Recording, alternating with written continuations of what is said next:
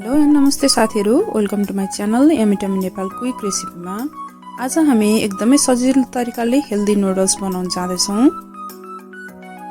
हामीले यहाँ 3टा plain noodles, त्यस्तै गरेर गाजर, धनियाको पात, टमाटर र प्याज लिएका छौँ। सबैलाई मसिनो गरेर काट्नुस्। तपाईहरुले अब एउटा भाँडामा पानी तताउनुहोस्। पानी उम्लिसकेपछि त्यसमा माथिबाट चाउचाउलाई एउटा एउटा गरेर क्रमैसँग राख्नुस् र त्यसलाई चम्चाको सहायताले हल्का चलाउनु होला। नुडल्स हल्का पाकेर नरम भइसकेपछि एउटा छानीमा राखेर त्यसमा भएको पानीलाई तैराइदिनु होला।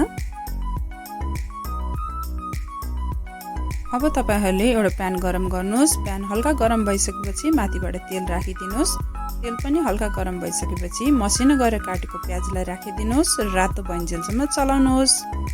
त्यसपछि तपाईहरुले क्रमैसँग मसिनो गरेर काटेको गाजरलाई पनि राखिदिनुस् र त्यस्तै गरेर भिजाएर राखेको केराउलाई पनि राखेर चलाइदिनुस्। यसमा तपाईहरुले जुन मसलाको प्याकेटमा आएको डिहाइड्रेटेड भेजिटेबल्सहरु हुन्छ त्यसलाई पनि मिलाइदिनुस् र त्यसलाई पनि एकछिन चलाइदिनुस्। छिटो पाक्नको लागि माथिबाट आधी चम्चा जति नुन हालिदिनुस् र भेजिटेबल्सलाई एकछिन छोपिदिनुस्।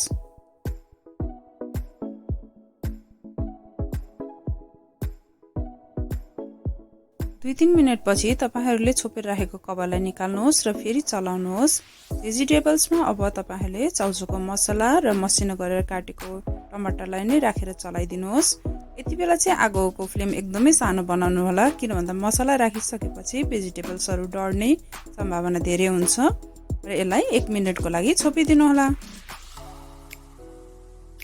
1 मिनेट पछि अब कभर निकाल्नुहोस् र भेजिटेबललाई हल्का चलाउनुहोस्। यति बेलासम्म तपाईको आगोको फ्लेम सानो नै हुन जरुरत छ।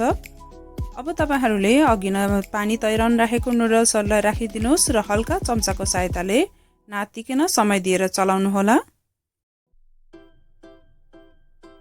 यदि तपाईहरु मेरो च्यानलमा नयाँ हुनुहुन्छ भनेदेखि मेरो च्यानललाई नबिर्सिकिन लाइक, सब्स्क्राइब र साथै रहेको बेल आइकनलाई पनि हिट गरिदिनु होला, ताकि आगामी भिडियोहरु नयाँ अपलोड भयो भनेर तपाईहरु समक्ष पहिला जानकारी आइपुगोस्।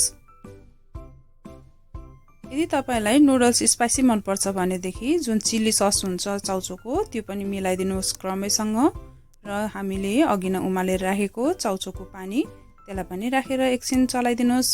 यति बेलासम्म तपाईको आगोको फ्लेम कम हुनु नै जरुरत छ। अब क्रमैसँग तपाईहरुले धनियाको पात यसमाथिबाट मिलाइदिन सक्नुहुन्छ र यसलाई 1-2 मिनेटको लागि सानो आगोमै एकछिन छोपेर छोडिदिनुहोस्। यसमा भएको पानीहरु सबै तैरिसकेपछि अब सर्भ गर्नको लागि रेडी भयो। तपाईले टपिङको लागि कोलबेडा र माथिबाट धनिया पनि राख्न सक्नुहुन्छ। तपाईलाई मेरो रेसिपी मन पर्यो भने तपाईले पनि ट्राई गर्नु होला। Enjoy it.